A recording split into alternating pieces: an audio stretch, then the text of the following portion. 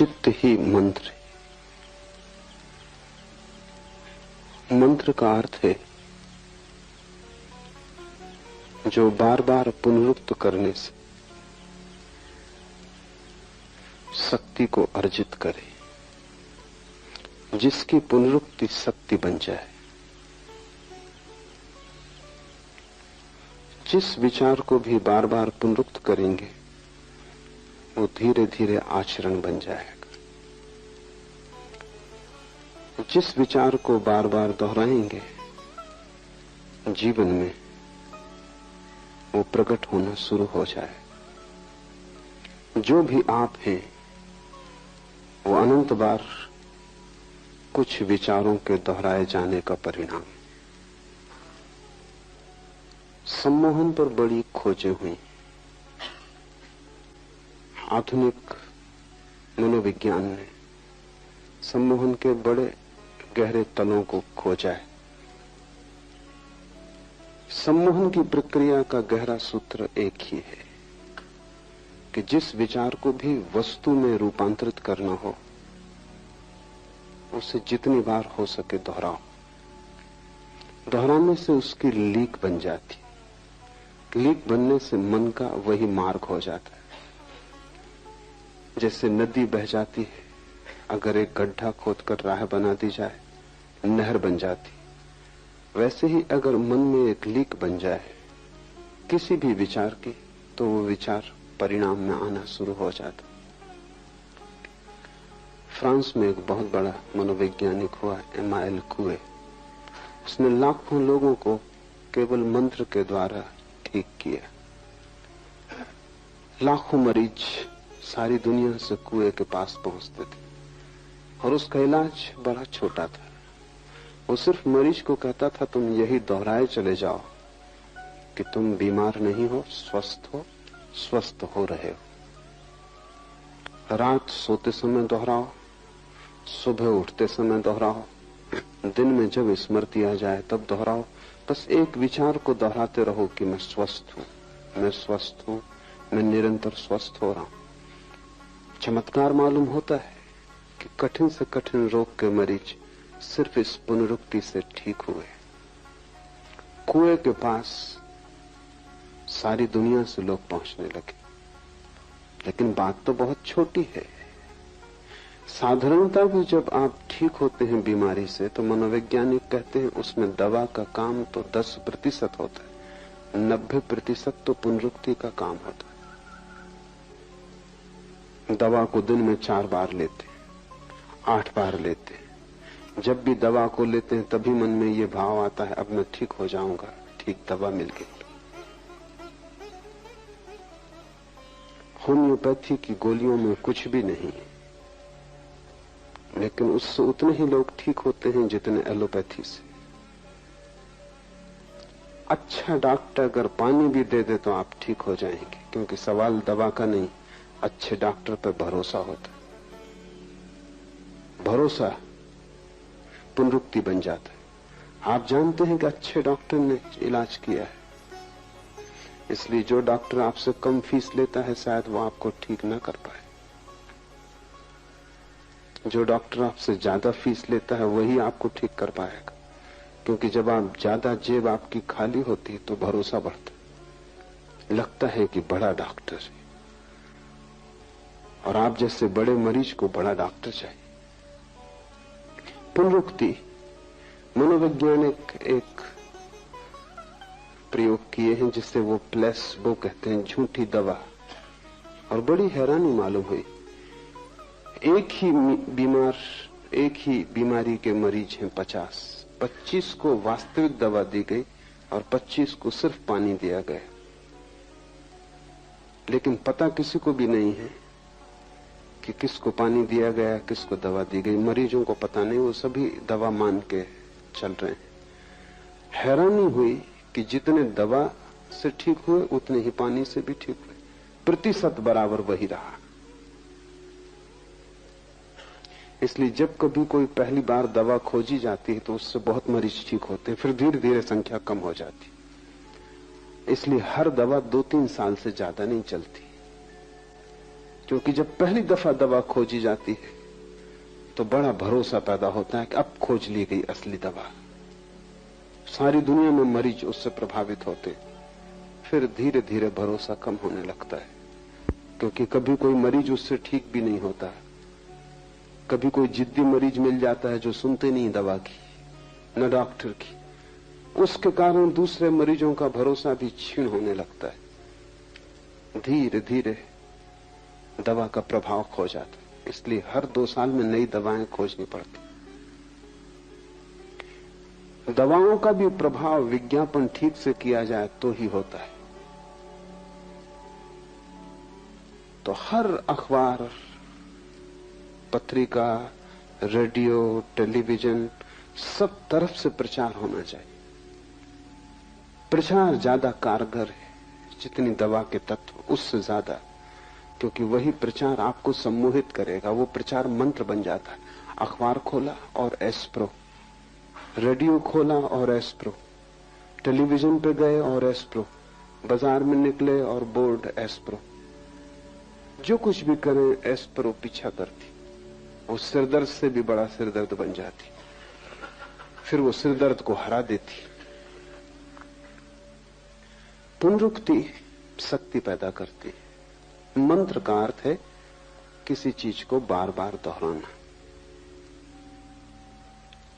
ये सूत्र कह रहा है चित्त ही मंत्र है, चित्तम मंत्रा। ये कहता और किसी मंत्र की जरूरत नहीं। अगर तुम चित्त को समझ लो तो चित्त की प्रक्रिया ही पुनरुक्ति है। तुम्हारा मन कर क्या रहा है जन्मों जन्मों से? सिर्फ दोहरा रहा है। सुबह से सांझ तक तुम करते क्या हो? रोज वही दोहराते हो जो तुमने कल किया था, जो परसों किया था। वही तुम आज कर रहे हो, वही तुम कल भी करोगे अगर न बदले। और तुम जितना वही करते जाओगे उतनी ही पुनरुक्ति प्रगाढ़ होती जाएगी और तुम झंझट में इस तरह फंस जाओगे कि बाहर आना मुश्किल हो जाएगा। लोग मेरे पास आते हैं, वो कहते हैं सिगरेट नहीं छूटती। सिगरेट मंत्र बन गई, उन्होंने इतनी बार दोहराया है। दिन में 2 पैकेट पी रहे हैं, उसका मतलब हुआ कि 24 बार दोहरा रहे हैं कि 20 बार दोहरा रहे हैं। बार बार दोहराया है और सालों से दोहरा रहे हैं। आज अचानक छोड़ देना चाहते हैं, लेकिन जो चीज मंत्र बन गई उसको अचानक नहीं छोड़ा जा सकता। तुम छोड़ दोगे इससे क्या फर्क पड़ता है? पूरा मन मांग करेगा, पूरा शरीर उसको दोहराएगा, वो कहेगा चाहिए। उसी को तुम तलफ कहते हो। तलफ का मतलब हुआ कि जिस चीज को तुमने मंत्र बना लिया उसे अचानक छोड़ना चाहते हो, ये नहीं हो सकता। तलफ का मतलब है जो चीज मंत्र बन गई है उसको विपरीत मंत्र से तोड़ना होगा। तो रूस में पावलव ने इस पे बहुत काम किया, और पावलव अकेला आदमी है जिसने तलफ वाले मरीजों को ठीक करने में सफलता पाई। अगर आप सिगरेट पीने के रोगी हो गए, छोड़ना चाहते हो, नहीं छूटती, तो पावलव मंत्र का प्रयोग करता था। उसके मंत्र जरा तेज थे। आपको सिगरेट देगा और जैसे आप सिगरेट हाथ में लेंगे आपको बिजली का शॉक लगेगा, झंझना जाएगी पूरी तबीयत, सिगरेट हाथ से छूट जाएगी। ऐसा 7 दिन आपको पावलव भर्ती रखेगा अपने अस्पताल में, और जब भी आप सिगरेट पिएंगे तभी बिजली का शॉक लगेगा। 7 दिन में मंत्र सिगरेट से ज्यादा गहरा हो जाए। सिगरेट का नाम ही सुन के आपको कपकपी आने लगे। पीने का रस तो दूर, एक वैराग्य का उदय हो जाएगा। पावलव ने हजारों मरीज विपरीत मंत्र से ठीक किए। और पावलव कहता है कि जो लोग भी आदतों से ग्रस्त हो गए हैं, जब तक उनको विपरीत आदतें न दी जाएं जो पहली आदत से ज्यादा मजबूत हो, तब तक कोई छुटकारा नहीं। तुम्हारा जीवन जैसा भी है तुम्हारे मन का ही परिणाम है, और तुम दोहराए चले जाते हो।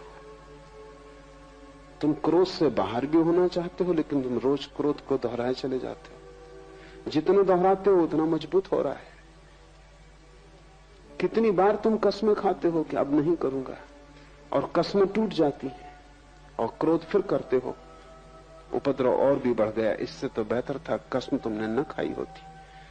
क्योंकि अब ये दोहरा मंत्र हो गया। अब तुम जानते हो कि क्रोध कसम से ज्यादा बड़ा है और ज्यादा ताकतवर है। कसमों का कोई मूल्य नहीं। तुम कितना ही व्रत लो, तुम्हारे व्रत 2 कौड़ी के हैं, क्रोध ज्यादा सबल है। ये भी सम्मोहन बैठ गया। अब तुम जब कसम भी लोगे, व्रत भी लोगे, तब भी तुम जानते हो भीतर कि ये सधने वाली नहीं है। तुम भीतर दोहरा रहे हो उस समय भी कि ये होगा नहीं, मैं ले तो रहा हूं लेकिन ये होगा नहीं। भूल के भी व्रत मत लेना अगर उसे पूरा न कर सको। उससे तो बेहतर है कि तुम अपनी एक ही आदत से भरे रहना। व्रत लेके और तोड़ना बहुत महंगा धंधा है, क्योंकि तोड़ने की भी आदत बन रही है। फिर तुम जीवन में कभी भी व्रत न ले पाओगे। तथाकथित धार्मिक गुरुओं ने तुम्हें बहुत अधार्मिक बनाया है, क्योंकि वो सस्ते में व्रत दे देते।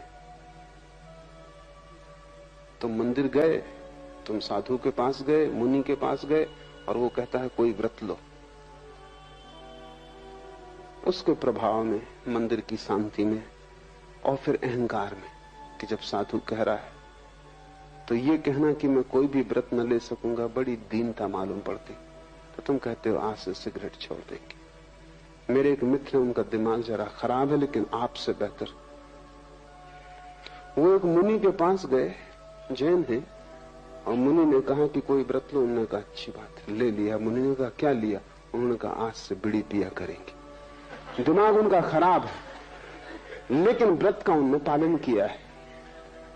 वो तब तक बीड़ी पीते नहीं थे। और मैं आपको कहता हूं कि वो ज्यादा फायदे में रहे बजाय उस आदमी के जिसने नियम लिया कि मैं बीड़ी नहीं पीऊंगा और फिर बीड़ी पीनी शुरू कर दी। उसका व्रत भी टूट गया, उसकी आत्मग्लानि बढ़ गई। कम से कम वो सफल तो हुए। दिमाग उनका खराब हो, आपसे बेहतर। कम से कम इतना तो है कि व्रत पूरा किया है। इससे जब भी व्रत टूटता है तो आत्मग्लानि पैदा होती, अपराध पैदा होता। और जितनी आत्मग्लानि पैदा होती, अपराध पैदा होता, उतना तुम दीन होते जाते हो। और आत्मा तो उसको मिलेगी जो सम्राट है, जो दीन नहीं। तुम आत्मा से दूर हटते जाते हो। मन का स्वरूप समझो तो ये सूत्र समझ में आ जाएगा। मन की सारी कला पुनरुक्ति है। मन मंत्र है। जो जो तुमने दोहराया है वही तुम्हारी आदत बन गई है। जो जो तुम दोहराते रहोगे वही तुम्हारे जीवन में आता रहेगा। जन्मों जन्मों से तुमने एक ही बात दोहराई है तो वही बात तुम्हें बार बार उपलब्ध हो जाती, और तुम गलत को दोहराने से बंधे हो। क्या करना?